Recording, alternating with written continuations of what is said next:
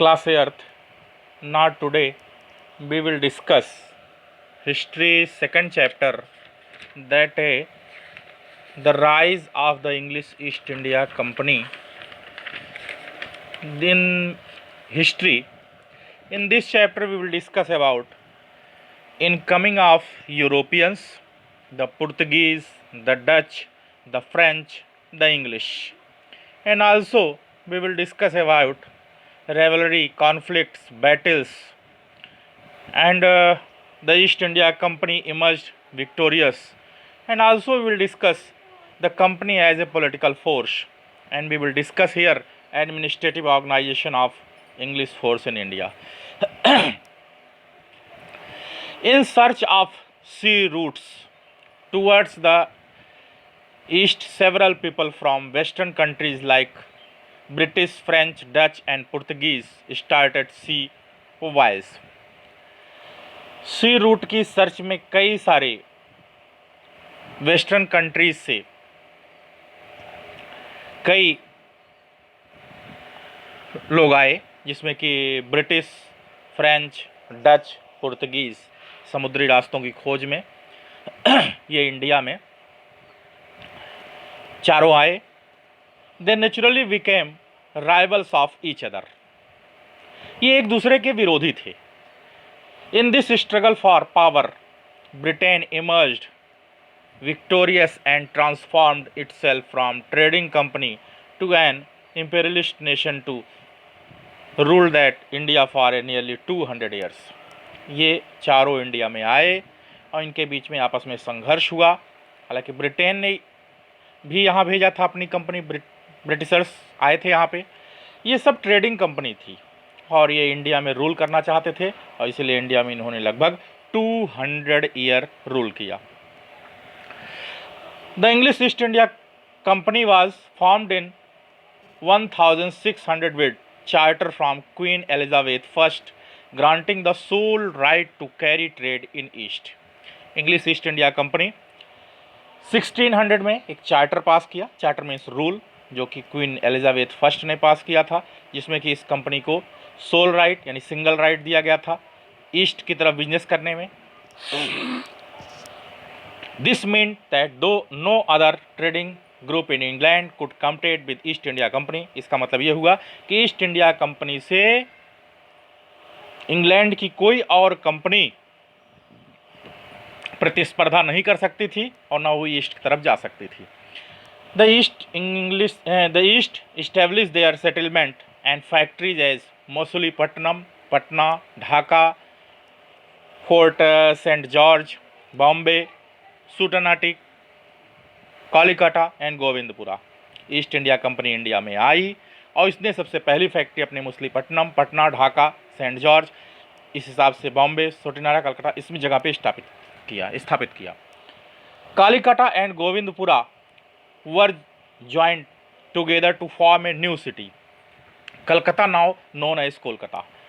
कालीकटा और गोविंदपुरा को मिला करके एक नया सिटी बनाया इन्होंने, जिसको कि आज कोलकाता नाम से जाना जाता है. पहले इसको कलकत्ता नाम से जाना जाता था. Factory at Sutanati was also fortified and renamed as Fort William. जो सूटानाटी की फैक्ट्री थी, इसको भी बहुत अच्छी तरीके से सजाया गया, अच्छी तरह से बनाया गया, इसमें सुधार किए गए और इसका नाम पड़ा Fort William. In 1691 the English were granted a farman by Mughal emperor Aurangzeb which exempted the British company from paying custom duties in Bengal. और 1691 में मुगल एम्परर औरंगजेब के द्वारा एक फरमान यानी आदेश जारी किया गया, जिसमें ब्रिटिश कंपनी को बंगाल में कस्टम ड्यूटी पे नहीं करना था. In 17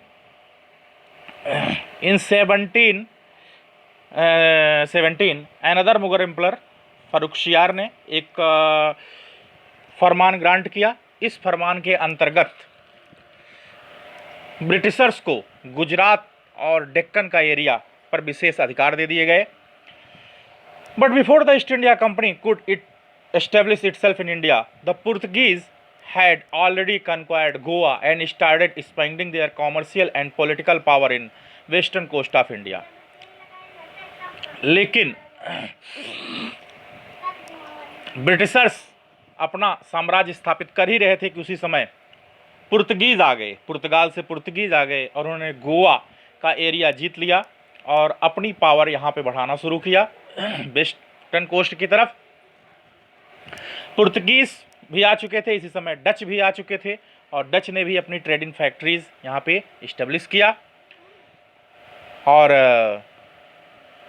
उसके बाद यूरोपियंस की बात करते हैं। द हेडिंग है Europeans. The Indian spices, silk, textile, Indigo and salt were very much demand in Europe. India के जो स्पाइसेस मसाले थे, इंडिया का जो सिल्क था और इंडिया का जो टेक्सटाइल था, इंडिया का जो इंडिगो था, साल्ट था, इसकी बहुत ज़्यादा यूरोप में डिमांड थी। During the medieval period Arab trader controlled this trade through the sea route, but when conflict war between the Turk and Europeans, लेकिन इसके बीच में यूरोपियंस से काफ़ी सारे तुर्कों से भी परेशानियां उठानी पड़ी। अब यूरोपियन पावर में सबसे पहले, वैसे तो पहले बता ही चुके हैं कि ब्रिटिशर्स, पुर्तगीज, डच, फ्रेंच सभी आए थे, तो सबसे पहले इंडिया में यूरोपियन आने वालों में थे पुर्तगीज़। पुर्तगीज में सबसे पहले कौन आया था? Vasco da Gama, a Portuguese sailor, first discovered a sea route to India via Cape of Good Hope in 1498 at arrived at Calicut, Kerala. Portuguese में सबसे पहले, वैसे सबसे पहली यूरोपियन कंपनी में पुर्तगीज कंपनीज थी और ये जो है सबसे पहले इन्होंने सी रूट डिस्कवर्ड किया था और सी रूट डिस्कवर्ड करते करते, सी रूट डिस्कवर करके ये जो है सबसे पहले इंडिया में आए और इंडिया में आकर के ये जो है 1498 में कालीकट के पास केरला में वास्को डी गामा सबसे पहले यहाँ उतरे। और so the Portuguese were the first to establish political power in India along the west coast. They conquered Goa and made it center of their commercial and political power in India, which they controlled for nearly 4.5 centuries. Portuguese सबसे पहले India में आए, गोवा का area उन्होंने जीत लिया और गोवा का area जीतने के बाद उन्होंने यहाँ पर अपना बिजनेस स्टार्ट किया और उन्होंने लगभग 4.5 सेंचुरी तक यहाँ पर अपना बिजनेस इस्टेब्लिश रखा। उस पुर्तगीज के बाद डच आए थे। The Dutch were the next to reach in India 1595 and Dutch East India Company were formed after a few years. Dutch आए 1595 में और उन्होंने अपनी डच ईस्ट इंडिया कंपनी यहाँ पे इस्टेब्लिश की। Dutch started controlled the spices trade in Indonesia. Dutch ने अपना बिजनेस जो इस्टेब्लिश किया था, वैसे तो इन्होंने स्पाइसेस का बिजनेस यानी मसालों का बिजनेस इंडोनेशिया से इस्टेब्लिश किया था। Later their chief trading centre shifted to Nagapattinam. The Dutch also started establishing trading factories in Masulipatnam, Calicut and Surat. बाद में डच जो है नागापट्टनम में इन्होंने अपना सेंटर इस्टेब्लिश किया और धीरे धीरे इस सेंटर को बढ़ा करके मसूलीपट्टनम, कालीकट, सूरत में भी इन्होंने अपनी कई फैक्ट्रियाँ डच ने लगाई। The Dutch dominions collapsed with their defeat in hands of English. लेकिन अंग्रेजों के द्वारा डच भी हरा दिए गए। फ्रेंच, डच के बाद यहाँ पे फ्रेंच आते हैं और फ्रेंच जो है the French to try to enter the competition for trading in India. They set up their factories in Pondicherry, Madras in Chennai and Chandler Nagar in Bengal. French India में आए और आने के बाद उन्होंने अपनी फैक्ट्री पौंडीचेरी, मद्रास और चंदेर नगर बंगाल में इस्टेब्लिश किया। The French had to confront and compete with British. French को भी ब्रिटिशर्स से काफ़ी बड़ा कंपटीशन झेलना पड़ा। This result in Carnatic war in which French were finally defeated. और इसका परिणाम हुआ कर्नाटक का वार हुआ जिसमें कि फ्रेंच को बहुत बुरी तरीके से हार का सामना करना पड़ा। All these European trading companies compete with each other two by fine cotton and silk produce in India. ये सभी यूरोपियन कंपनीज में प्रतिस्पर्धा थी यहाँ पर एक अच्छी क्वालिटी के सिल्क के, कॉटन के कपड़ों के को सेल करने के लिए। Spices like pepper, clove, cinnamon, cardamom were also demanded in them। और यहाँ पे कई स्पाइसेस जिसमें कि पेपर, काली मिर्च, क्लोव, लौंग, इलायची, ये सब की बहुत सारा डिमांड इनकी कंट्रीज़ में थी। All these item had a big market in Europe. इन सब की मार्केट यूरोप में बहुत ज़्यादा थी। Naturally these rival European companies wanted to push out their competitors and capture the entire Indian market. This cutthroat competition led to fierce battles between all the trading companies. और इन सारी demand के बीच European companies के बीच में आपस में खूब सारी लड़ाइयाँ हुई, जो कि कट थ्रोट कंपटीशन था, गला काट प्रतियोगिता। और इसके बाद इन ट्रेडिंग कंपनीज ने अपना बिजनेस इंडिया में इस्टेब्लिश कर लिया, और इसी का परिणाम हुआ द एंग्लो फ्रेंच स्ट्रगल, अंग्रेजों और फ्रांसीसियों के बीच में जो वार हुआ था। By 18th century British and the French got establish as two major western power in India. और 18th century में आकर यहाँ पर चारों कंपनीज में ब्रिटिश और फ्रेंच ही दो बड़े पावर वाली कंपनियाँ रह गईं। पुर्तगीज है lost their monopoly over the Indian trade. Portuguese जो थे ये इनका एकाधिकार यहाँ पे समाप्त हो चुका था। Dutch had been defeated and had turn toward the spice trade in Indonesian island.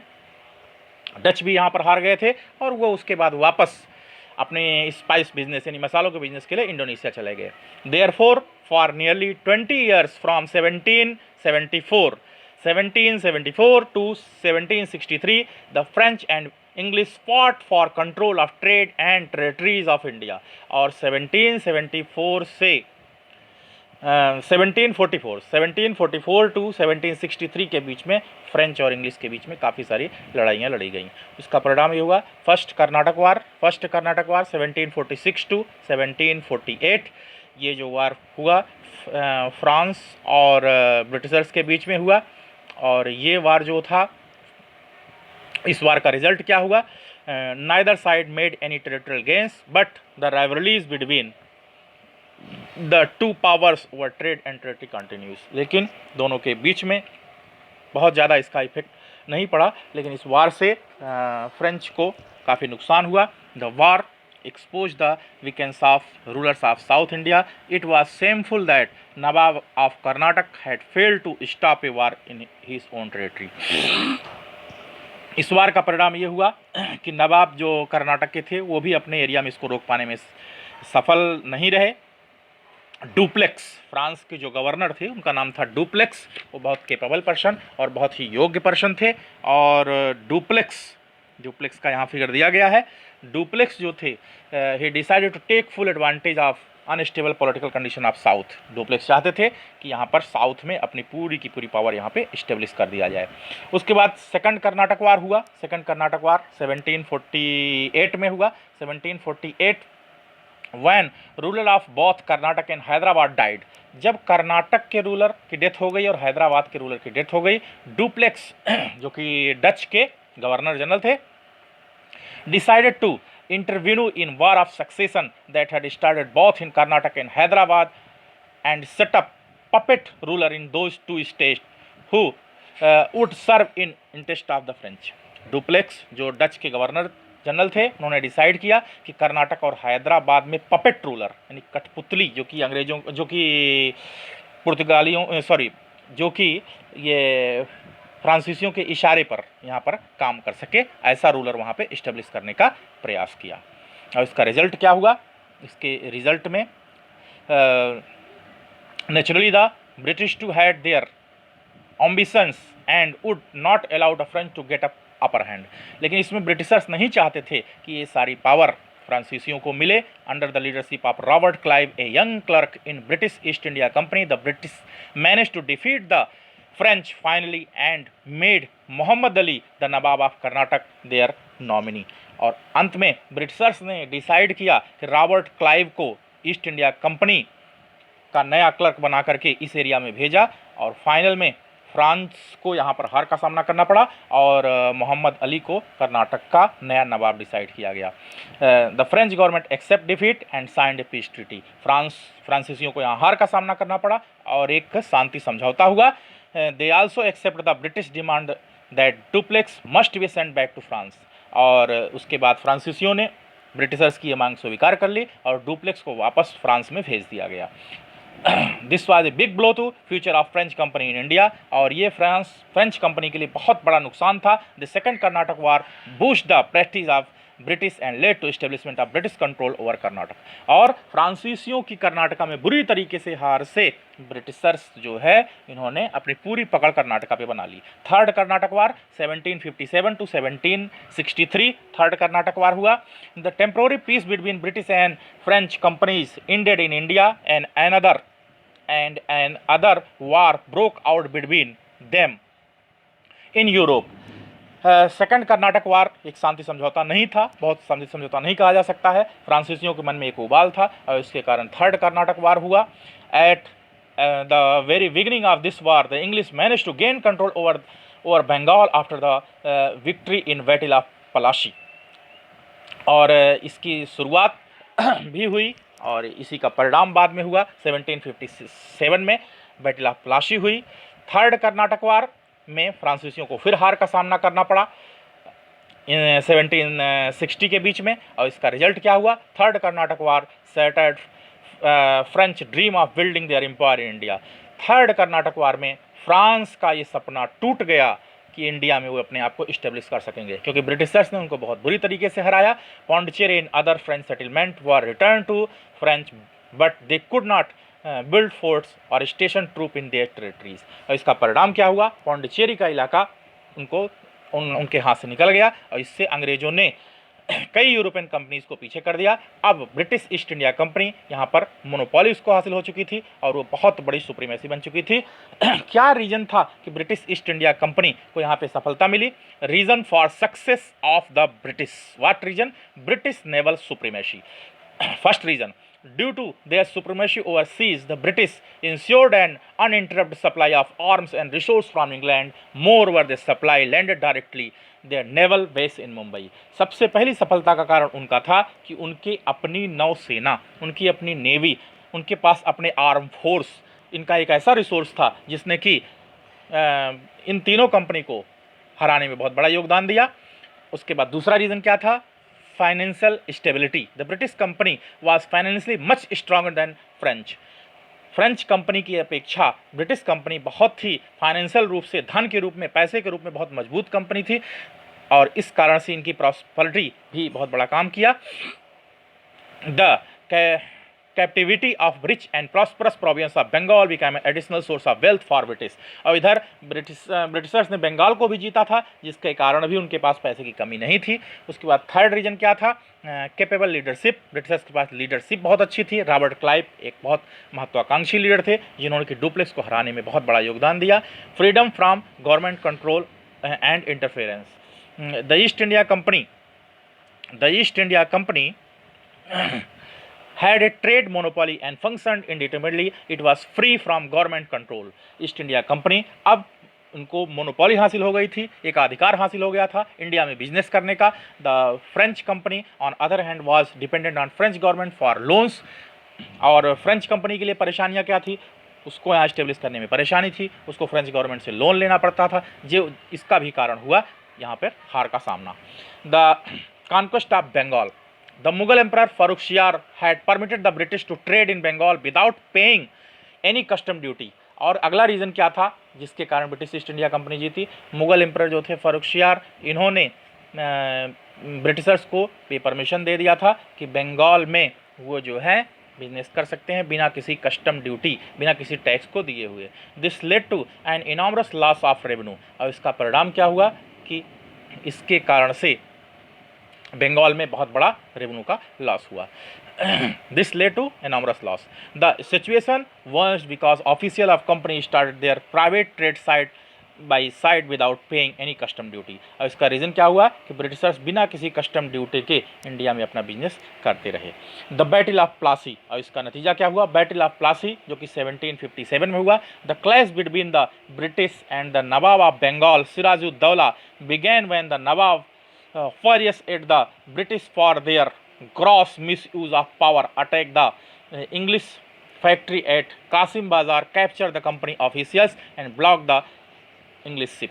और इसका नतीजा क्या हुआ? ब्रिटिश और बंगाल के नवाब सिराजुद्दौला के बीच में एक भयंकर परेशानी का सामना करना पड़ा, लड़ाई हुई। Then the nawab march to Calcutta and capture the company Fort William office. और इसका नतीजा क्या हुआ कि बंगाल के नवाब ने कलकत्ता में मार्च किया और यहाँ पर कंपनी का फोर्ट विलियम ऑफिस को कैप्चर कर लिया। On hearing the news of fall of Calcutta, company official in Madras sent force under the command of Robert Clive.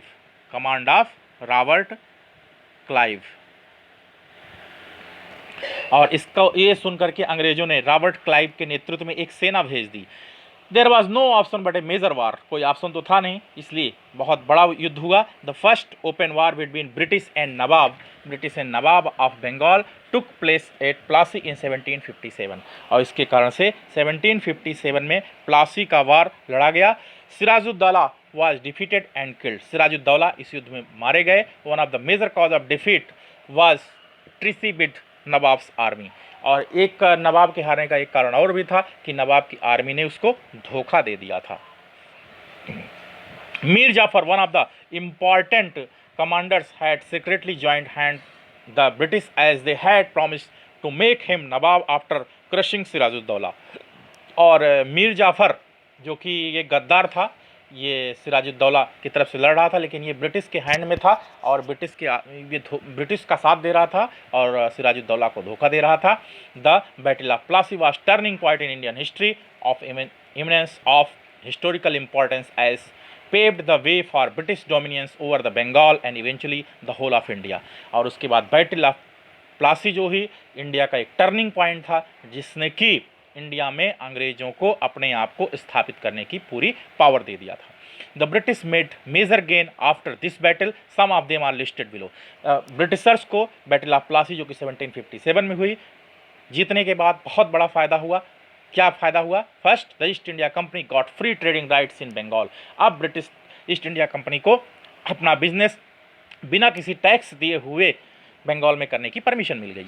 The British got the zamindari of 24 Pargana, British को यहाँ पर 24 परगना की जमींदारी मिल गई। They utilize the resource of Bengal to maintain a large and well equipped army. अब बंगाल के resource का यूज करके वो एक बहुत बड़ी आर्मी का निर्माण कर सकते थे। The British also started draining the wealth from Bengal but the company was still unwilling to take over the responsibility of Bengal's administration. They wanted Bengal to be ruled by puppet nawab whom they could control and manipulate। Britisher से चाहते थे कि बंगाल में एक ऐसा नवाब रख सकें जो कि उनके इशारों पर काम करे और उन्हीं के इशारों पर काम करते हुए वही करे जो वो चाहते थे। और इसलिए उन्होंने मीर जाफर को बंगाल का नवाब बना दिया। Mir Jafar, the new nawab Mir Jafar paid a huge sum of money to British company as compensation. और बंगाल का नया नवाब मीर जाफर के बनने के बाद वो कंपनी को एक बहुत बड़ा टैक्स पे करता था। In addition he paid large sum as gift and bribes to officers of the company. और इसके बदले में उसको बहुत सारा गिफ्ट भी उसको देना पड़ता था। दस the battle of Plassey increase the British Prestige and power. और इसके कारण बैटल ऑफ प्लासी से अंग्रेजों की पावर बहुत सारी बढ़ गई। Rich revenue of Bengal enabled them to organise a strong army. और इसके कारण ब्रिटिशर्स ने एक बहुत बड़ी स्ट्रांग आर्मी यहाँ पर इस्टेब्लिश कर लिया। मीर जाफर एक पपेट रूलर, मीर जाफर एक पपेट रूलर था। मीर जाफर एक पपेट रूलर था और इसने जो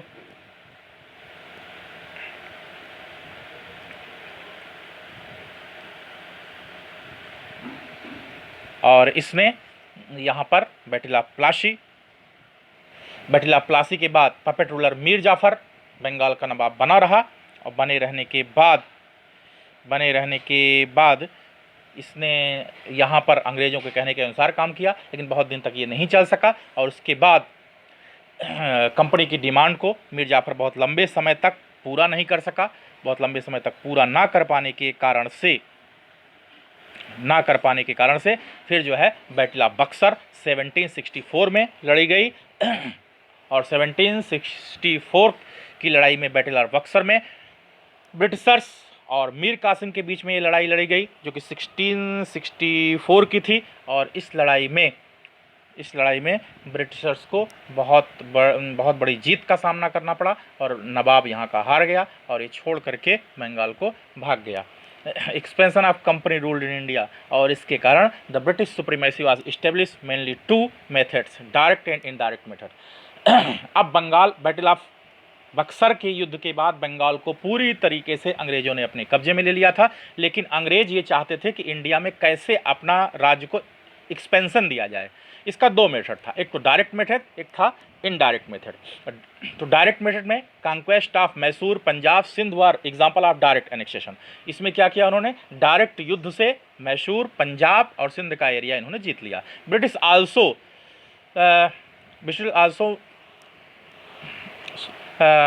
सुबडिव मराठा थ्रो वार्स। मराठा का भी इन्होंने अपने कब्जे में करने का प्रयास किया। इन्होंने एक रूल अपनाया, डॉक्ट्रिन ऑफ लैप्स, जो कि एग्जाम्पल था इनडायरेक्ट एनेक्सेशन का।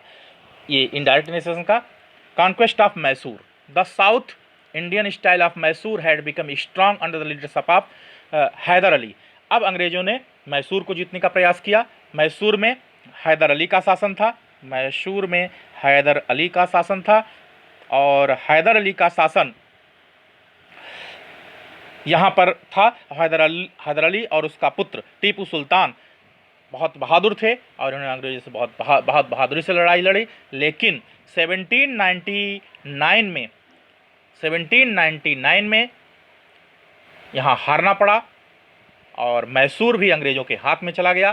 टीपू सुल्तान डिफीट हो चुका था, हार चुका था और अंत में श्रीरंगापट्टनम, जो कि मैसूर की राजधानी थी, यहाँ पर एक समझौता हुआ। इस समझौते के बाद टीपू सुल्तान को राज्य अपने हाथ से धोना पड़ा और ये जो है अंग्रेजों के हाथ में चला गया। वार विद मराठा, अंग्रेजों ने अब मराठों की तरफ यानी महाराष्ट्र की तरफ बढ़े और महाराष्ट्र को जीतने का प्रयास किया। The British regarded the Maratha as their greatest rival. The Maratha were divided into different states under different Sardar of chief belong to dynasties such as Scindias, Holkars, Gaekwads and Bhonsles. Maratha जो थे ये कई तरीके से सरदार इनके होते थे, कई सरदारों में मराठा राज्य बटा हुआ था। एक तो सिंधिया, होलकर, गायकवाड़, भोसले, ये सब इनकी होते थे और जो इनका चीफ होता था उसको पेशवा नाम से जाना जाता था। The British could suppress the Maratha after 3 Anglo-Maratha war. The main weakness of Maratha was their political disunity. और उसके बाद मराठों के हारने का मेन कारण क्या था, उनकी disunity. The territory were reduced to small, they were compelled to sign subsidiary alliances with British and became their dependent allies. और अंग्रेजों ने इंडिया को जीतने के लिए एक नया रूल लाए थे, सब्सिडारी अलायंसेस, इसमें भी चर्चा करेंगे। और मराठों को यहाँ पर बहुत बड़ा हार का सामना करना पड़ा और महाराष्ट्र का भी एरिया अंग्रेजों ने अपने कब्जे में कर लिया और इंग्लिश सुप्रीमेसी यहाँ पर हो गई, ब्रिटिशर्स की यहाँ सुप्रीमेसी हो गई। The British also conquered Sindh in order to suppress the possible Russian influence over the India. और ब्रिटिशर्स ने सिंध का एरिया भी जीत लिया जहाँ पर रशिया का कब्जा था। The British feared that Russia might try to enter India in north west. Russia के एरिया को भी ब्रिटिशर्स ने यहाँ जीत लिया in order to increase their influence over the Afghanistan. उसके बाद यहाँ पर उन्होंने अफगानिस्तान के एरिया में सिंध का एरिया भी जीत लिया और उसके बाद ये बढ़े पंजाब की तरफ। पंजाब में महाराजा रंजीत सिंह का शासन था। यहाँ पर रंजीत सिंह बहुत पावरफुल माने जाते थे, लेकिन यहाँ पर अंग्रेजों ने महाराजा रंजीत सिंह को हराया और पंजाब को भी अपने में मिला लिया। उसके बाद एंग्लो सिख वार 1845 में इसी में हुआ था और इस वार में भी महाराजा रंजीत सिंह को हार का सामना करना पड़ा था। अंग्रेजों का अगला रूल था सब्सिडारी अलायंसेस, जिसको कि इनडायरेक्ट मेथड ऑफ एनेक्सेशन कहा जाता है। इनडायरेक्ट मेथड ऑफ एनेक्सेशन कहा जाता है। The subsidiary alliances were started by governor general Lord Wellesley. Subsidiary alliances establish करने का काम किया था गवर्नर जनरल लॉर्ड वेलेजली ने। It was a very clever method developed by British to expand British territory indirectly.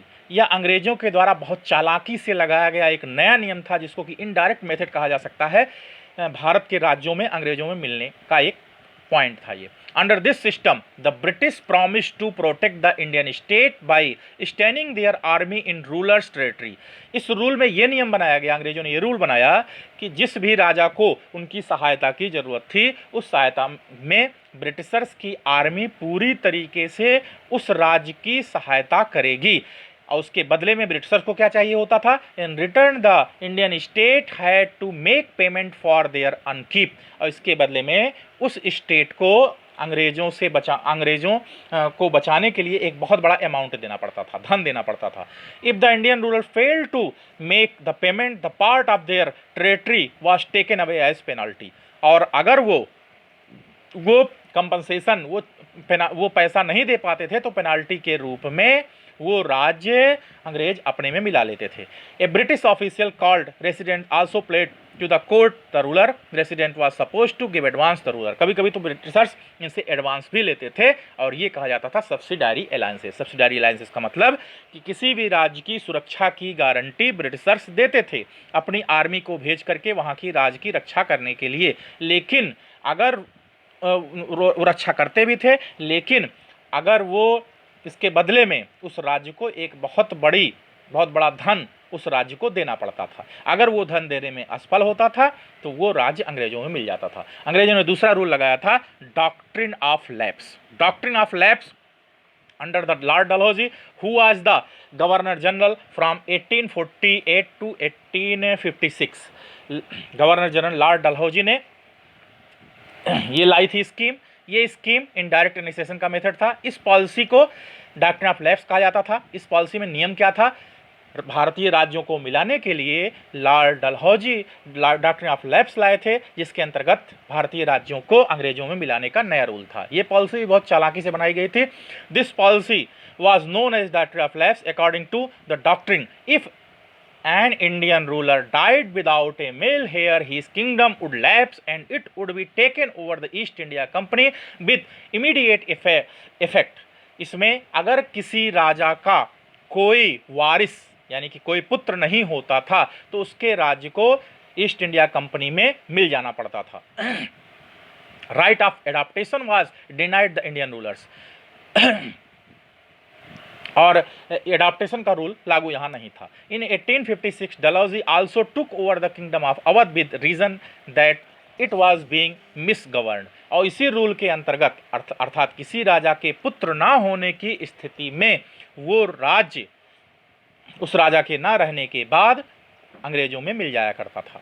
The taking advantage of political disunity among the Indian rulers, the East India Company transformed it from a trading company into a strong colonial power। और अंत में धीरे धीरे ये सारे rule लगा करके अंग्रेजों ने इंडिया की पूरी पावर अपने हाथ में ले ली। Administrative policy of East India Company. East India Company की एडमिनिस्ट्रेटिव पॉलिसी क्या थी? The British administration India was based on 3 pillars. India में ब्रिटिशर्स ने अपनी पावर क्यों इस्टेब्लिश कर ली थी? इसके 3 पिलर हुआ करते थे। Number 1 civil services, number 2 army, और नंबर 3 पुलिस। सिविल सर्विस यहाँ पर इन्होंने इस्टेब्लिश करके इंडिया में अपनी पावर इस्टेब्लिश कर लिया था। Lord Cornwallis establish this civil services. Lord Cornwallis established the Indian civil service because only well-trained civil servant could take up the challenge of governing the Indian territories।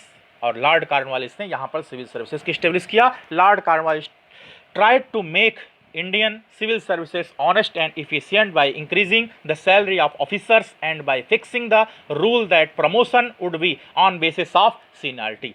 और Lord Cornwallis ये चाहता था कि India में जो civil services establish हो, इसके जो अधिकारी हों वो ईमानदारी से काम करें, और इसके लिए उन्होंने उनकी सैलरी बहुत सारी बढ़ा दिया था।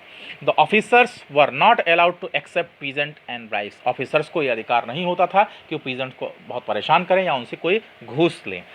Till 1853 all appointments of civil services were made by directs of East India Company, but after 1853 all the civil servants were recruited through a competitive examinations।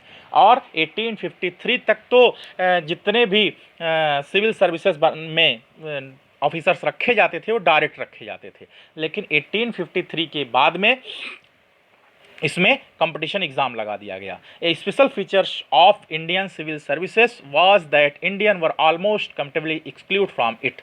और अब जो है एग्जाम के द्वारा सिविल सर्विसेज की नियुक्ति होती थी। All high post in administration were held by Englishman.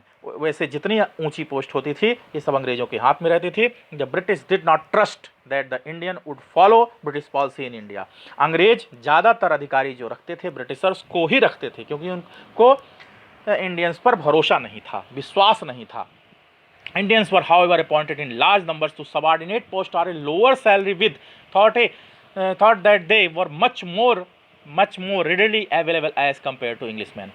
ज़्यादातर भारतीयों को लोअर पोस्ट, नीचे की पोस्ट दी जाती थी, क्योंकि वो जानते थे कि ये लोअर पोस्ट पे ही रखे जाने ठीक होंगे, विश्वसनीय नहीं है, और उनको बहुत कम सैलरी भी दी जाती थी।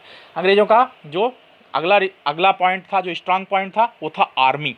Second important pillar of British government in India was army. India में उन्होंने जो आर्मी बनाई थी, बहुत स्ट्रांग आर्मी बनाई थी। With the help of army British defeated the Indian rulers, defend the British empire from their foreign rebels, suppress the internal revolt and extend the British empire in Asia and Africa. India की army उन्होंने बहुत strong army बनाई थी, और इस army की सहायता से उन्होंने कई सारे इंडियन रूलर्स को हराया और कई सारे फॉरेनर्स को हराया, और इसके कारण उन्होंने एशिया और अफ्रीका भी कई एरिया में अपने आप को स्ट्रांग किया। The major port of East India company's army consist of Indian soldiers. British East India company के जीतने का कारण यहाँ के इंडियन सोल्जर्स के कारण ही वो जीत रहे थे। उसके बाद थर्ड उनका पिलर जो था, वो थर्ड पिलर था पुलिस। थर्ड पिलर पुलिस था। The third pillar of British rule was police formed by Lord Cornwallis. Police को फॉर्म करने का काम लॉर्ड कॉर्नवालिस ने किया था। He introduced a system in which a district was divided into number of thanas, each under a daroga whose responsibility was to maintain peace and order in his area। और Lord Cornwallis ने यहाँ पर police को establish करने के लिए एक district में कई थानों में बांट दिया था, जिसमें एक दरोगा मेन अधिकारी हुआ करता था। The district superintendent of police was the head of police organisation in district. और डिस्ट्रिक्ट का हेड जो कहा जाता था वो सुपरिटेंडेंट ऑफ पुलिस, जिसको एसपी कहा जाता था, वो होता था। In the police service also Indians were exclude from all superior post. और इसके कारण जितनी बड़ी बड़ी पोस्ट थी ये इस पे अंग्रेजों को ही इन्होंने अपॉइंट किया। अब उसके बाद अंग्रेजों ने बनाई थी यहाँ judicial organisation. The British decided to dispense justice through a number of civil and criminal courts in 1865। और इसके लिए उन्होंने यहाँ पर 1865 में जुडिशियल सिस्टम को स्ट्रांग बनाने के लिए क्रिमिनल कोर्ट और सिविल कोर्ट इस्टेब्लिश किया। The high court was establish at Calcutta, Madras and Bombay. सबसे पहले हाई कोर्ट जो इस्टेब्लिश की गई कलकत्ता, मद्रास और बॉम्बे में इस्टेब्लिश की गई। In India the British introduce the modern concept of rule of law. और यहाँ पर उसके बाद उन्होंने रूल ऑफ लॉ यानी विधि का नियम जैसा शासन इस्टेब्लिश किया। This mean that their administration was carried out according to the law which defined the right and duties of people and not according to whims and fancies of British authority. Rule of law के अंतर्गत उन्होंने ये नियम बनाया कि किसी के साथ कोई अन्याय नहीं किया जाएगा और सबके राइट, सबके अधिकार समान हैं। The British also introduced the concept of equality before law. अंग्रेजों ने यह भी रूल एस्टेब्लिश किया कि कानून के समक्ष सभी बराबर हैं। This mean that all the people are equal before the law. उसके साथ कोई कास्ट, रिलीजन, क्लास, लैंग्वेज या जेंडर का भेदभाव नहीं किया जाएगा, सभी को समान रूप से न्याय मिलेगा। But equality before law was not always practised. लेकिन इक्वलिटी बिफोर लॉ ये हमेशा इसका पालन नहीं किया जाता था। Europeans had separated courts and even law. और अंग्रेजों के लिए एक अलग कोर्ट ही उन्होंने बना रखी थी। In criminal cases they could be tried only by European जज। और क्रिमिनल केसेस को सॉल्व करने के लिए सिर्फ क्रिमिनल केसेस में यूरोपियन जज ही रखे जाते थे। Moreover justice became expensive due to the court fees, lawyers fees and expense of witness. ज़्यादातर जो जजों की सैलरी होती थी बहुत ज़्यादा होती थी, लॉयर्स की फीस बहुत ज़्यादा होती थी, जिसके कारण विटनेस के लिए भी काफ़ी एक्सपेंसेस खर्च करने पड़ते थे। Court were often situated in distance towns. और कोर्ट जो होती थी बहुत दूर पर इस्टेब्लिश की जाती थी। Cases dragged for years. Cases काफ़ी लंबा चलता था। The complicated laws were beyond the grasps of ignorant and illiterate peasants. और केसेस भी इस प्रकार से चलते थे जिससे कि काफ़ी लंबा चलता था, इसका न्याय देरी से मिलता था और पीजेंट्स को यहाँ इग्नोर किया जाता था, रिच को ज़्यादा इंपॉर्टेंट दिया जाता था। Justice became a costlier and involve long delay in settlements of court case. लेकिन इस कोर्ट केस में कोर्ट के इस्टेब्लिश करने के बाद भी कोर्ट केस काफ़ी कॉस्टली होते थे, क्योंकि आसानी से सॉल्व होने वाले नहीं होते थे, काफ़ी देर से केस, काफ़ी समय तक केस चलते थे। The East India company transformed into A territorial power, और उसके बाद ईस्ट इंडिया कंपनी ने यहाँ पर अपनी टेरिटोरियल पावर पूरी तरीके से इस्टेब्लिश किया। Okay, thank you.